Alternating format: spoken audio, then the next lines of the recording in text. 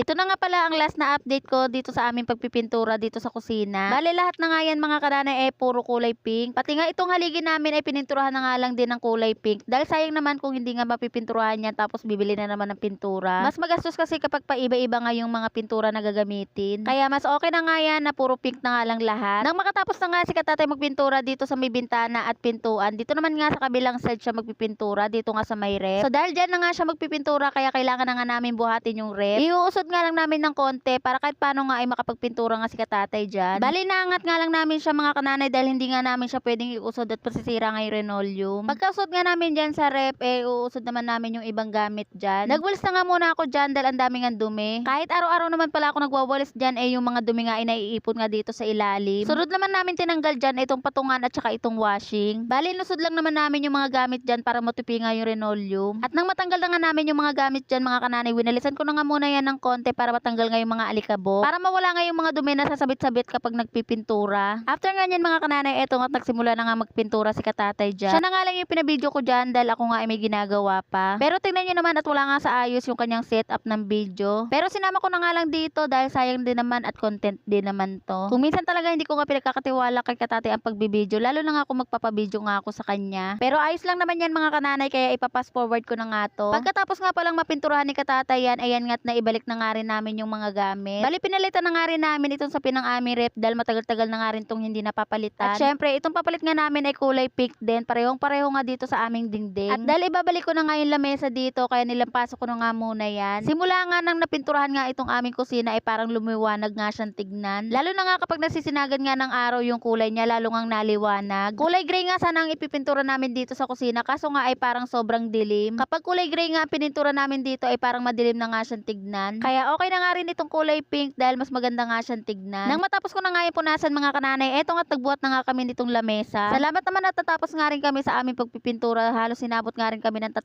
araw. So ayan na nga ang kabuuan ng aming kusina mga kananay. Halos pink nga yan lahat. Kaya anong masasabi nyo? Bumagay ba dito sa aming kusina yung kulay o hindi? Ayan at pink na pink na nga yan mga kananay. Tanging gamit na nga lang ang naiibang kulay. Anyway mga kananay, itong pintuan na nga lang namin dito sa kusina ang naiiba ang kulay.